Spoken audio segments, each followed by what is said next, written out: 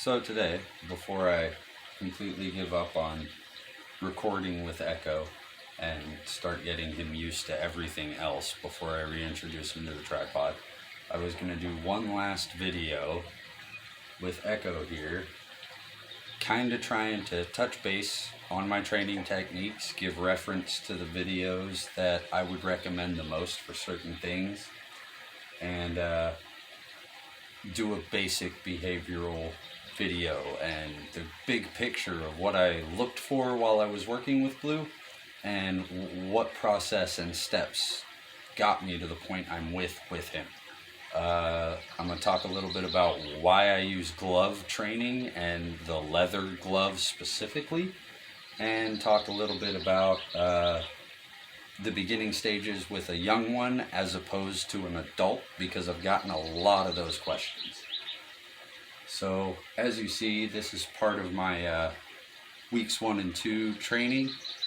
That's something that you can keep doing throughout your monitor's life. You see, I'm sitting next to the enclosure, I'm talking, I'm moving around, but I'm not really messing with Echo. I'm not really reaching in the cage, I'm not moving towards him, I'm letting him assess the experience.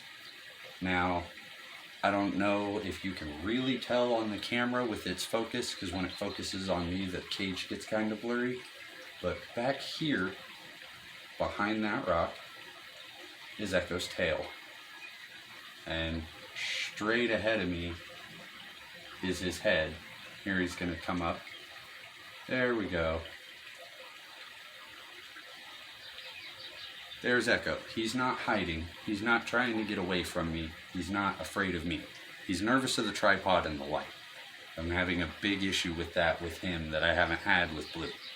But, so, sitting by the cage, even with the door open, especially with the door open, with an adult monitor, when you're trying to bridge that gap between the cage and that aggression or that fear of you, a lot of times just opening the cage a little bit and sitting by that opening, while yes, you're going to prevent them from walking out, you may use yourself to deter them back into the cage, but just being by that cage while it's open, having that exposure without that contact that they're afraid of, reaching in right off the bat. That's why weeks 1 and 2, sometimes the first 4 weeks with your reptile, is leaving them alone and just letting them get used to it, because jumping into things and moving too fast can cause a retractive response. I'm moving my hands a little too much, so he's going to go hide behind his water dish, which is one of the places that I leave him alone. His basking spot, behind his water dish are 2 places that I leave him alone. That's his safe cold hide, and his basking spot. Any basking spot should be a safe place, as I say in a lot of my videos. But with your larger monitors, with your adults, you want to use a similar approach to the first weeks of trusting with your young monitor, but you're going to focus more on the glove training aspect. You want to use, like I've shown in my other videos, your food dish sitting on top of your glove. You want to use that sitting in the cage to start associating that glove really strong. Start getting them used to trusting that glove. That stagnant glove with food is less intimidating than you are. So when you're starting with an adult monitor, or big monitors may have a tendency to try and chew on the glove or swallow it. To solve that, you'll see my toy that I've made for Blue. You simply stuff the glove tight and packed with cotton or other gloves. I've packed it tight with other leather gloves. This makes it difficult for them to swallow it. Now, when you get into your even larger monitors that have a swallow risk, even with a packed tight glove, when you have a large 3-foot, 4-foot Nile monitor or arboreal monitor, they swallow large prey items. They can swallow that glove. That is a risk. However, these larger monitors are also not going to be so fearful of you they won't accept food. Their food drive will be a lot stronger than a hatchling. Your young monitors, have a retraction from their food drive as a fear base because they're prey. He will refuse to eat if he feels threatened. That's that flight response. Larger adult monitors will still eat in a threatening situation, and if the threatening situation continues, they'll regurgitate. So your larger monitors are easier to start wearing the glove and doing the feeding. Only wear the glove when you are feeding. Handling, spending time next to the cage, anything that doesn't involve food does not involve the glove. You want that glove to be that change in your physiology that cues feeding time. Why I use the leather glove as opposed to any other glove. Not for bites, not for resistance, not for durability. That raw hide leather has a strong smell to it, to your reptiles, any reptile. That thing smells. They can separate that scent from every other scent in your home. Another piece of yellow cloth will not intrigue blue. It's not just the color. It's the smell of that leather. I handle frozen rats and handle their dubia roaches and squish them with the gloves to get the scent of food on the gloves. That scented glove is a feeding cue that caters to more than just their sight. When you're just catering to sight with a target on a stick, or you're catering to their sight just with tongs, you're not solidifying that feeding cue to all of their senses. That leather glove solidifies that feeding cue and puts that training sequence into all of their senses. They can smell it, they can taste it, they can see it. That leather has a full spectrum of senses related to it as an aesthetic change in your physiology. So the leather glove is the key to my training techniques and why I can control their food response so well. And when you're moving into large snakes, that leather glove, the scent cue, again, is much more prominent than a tong cue or a tap cue. It's something that can not be repeated by any other circumstance. Something can look like tongs. Something can bring in the smell of food. But nothing in my home, nothing my kids play with, nothing I will use around the cage has any resemblance or smell like that leather glove. So that unstained yellow leather hide glove is the key to my training. It is a prominent target. So, while doing that glove training, and while utilizing that with a large monitor, with a big aggressive one, if it's charging at you at the glass, you want to spend time next to the cage until it quits the charge. And when you do your feeding sessions, wear that yellow glove. Don't try to deter some of that charging response, and get them on the food quickly. Feed them every other day to every 3 days for the first few months to get that glove association running. If you're supposed to feed them a medium rat, feed them 4 small mice or 2 small rats.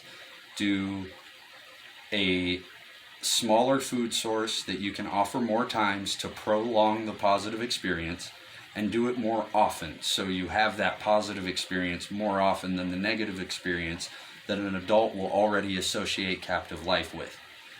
Feeding isn't going to be a positive experience for them at first. You have to make it that.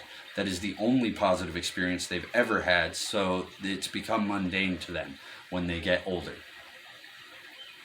Once you have that strong glove association, sorry, I keep checking to make sure Echo hasn't made his escape behind me, but once you've got that strong glove association and they are less wary of you when you have the glove on, then you move into leading them to the tent or leading them to the bath with that glove and offering them food in the tent and in the bath, and then removing the glove from the situation and starting a handling situation. With my large lizards and large snakes, I move towards the bath training first. I spend the first month or 2 months associating them with that glove, getting them to respond to that glove and trust that glove even if they don't trust me. Once they trust that glove and they're less afraid of me when the glove is around, and I can approach the cage with the glove without them running away, and they want food, they expect food, and I can do a feeding, then I'll use like a small mouse or some dubia roaches and the glove to lead them to the bath.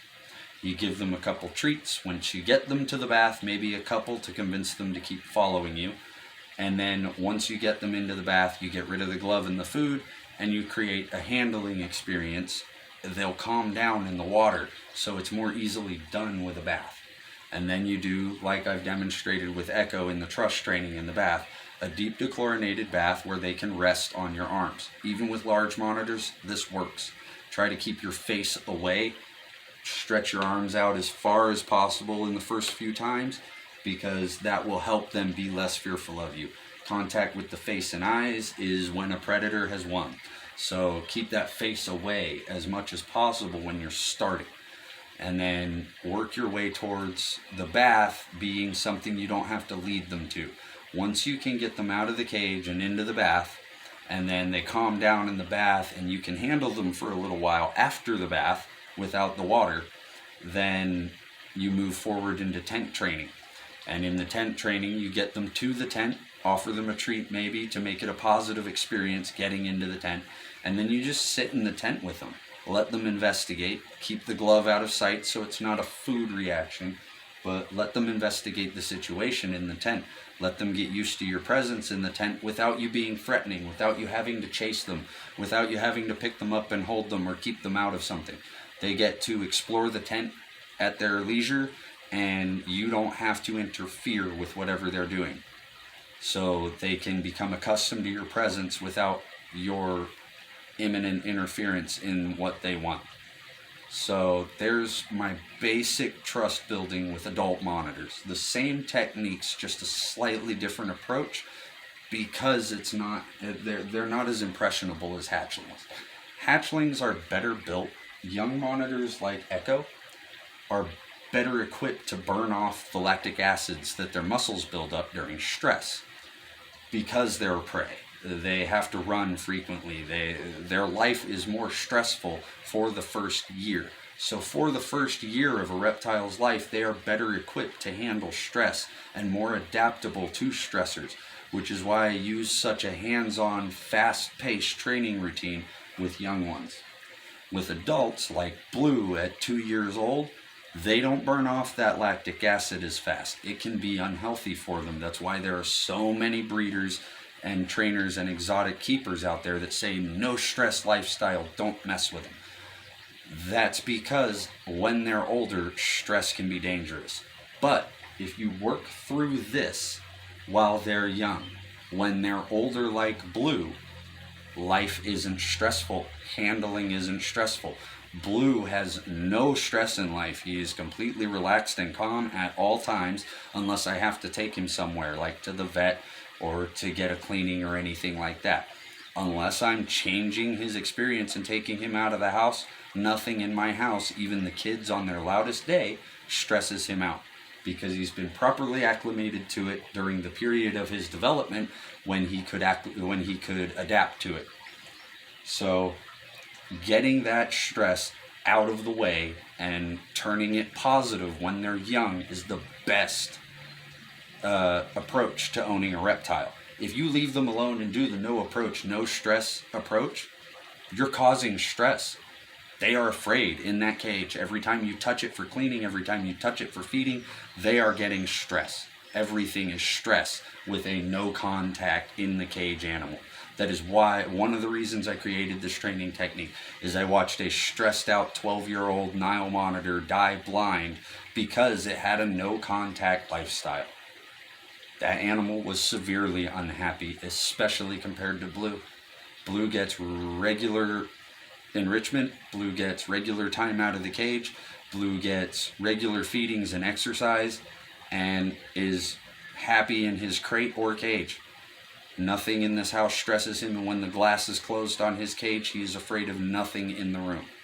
The dogs can run through the room. The kids can play in the room. Anything can happen in front of his cage with the glass closed, and he does not react. It is not stressful to him. If he had a no-contact lifestyle, any change in the room around his cage would cause more stress. So that said, my training methods are a better approach to a no stress lifestyle for your reptile. Now I'm going to try to get Echo out a little bit. He's back there behind his water dish, which I usually don't like doing, but if he was on his basking spot, I'd avoid it. That's one of those touch and go, flip the coin kind of hides. He's not under his water dish, so I'll go outside of routine this round. But creating a zero stress lifestyle with your reptile doesn't involve not causing them stress. It involves causing them the proper stress to turn captive life into a proper experience or positive experience. So keep up those routines. My training methods work. You see from the last video, Echo's more calm. Even from the very last video I uploaded, Echo is more calm around the camera and tripod. Yes, he's still stressed out and still defensive, but that's to be expected with a young monitor, especially for the first 6 months. Plus, I'm doing a lot of talking that I normally don't do. I'm normally much calmer and quieter when I mess with him, which is also another key. Try to make the experience as positive as you possibly can. But I'm going to hop to it here and feed Echo and show you how strong his glove association has gotten so far. Come up there, buddy. And good boy. What's that? Yeah. Good. Good. You see, he's still nervous of me, but he trusts that glove. That is one of the keys to my training techniques, is he trusts that glove already more than me. And with your older monitors and your more aggressive monitors, that is key. Trusting that glove. Because that glove will be key to you gaining their trust.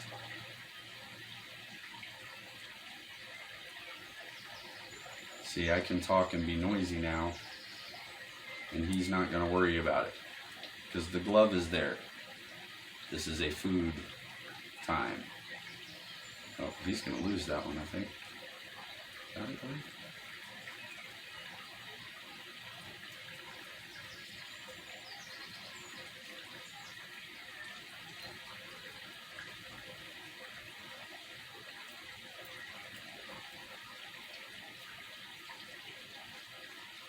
See, just using my techniques, the handling, taming, and training techniques to associate him to the glove, I've gotten this far. He hates the tripod. He hates my loud ass. But that glove is his friend. And when I move into wearing the glove, I become his friend. Then handling moves forward faster. You're not expecting anything to move forward quickly with a reptile.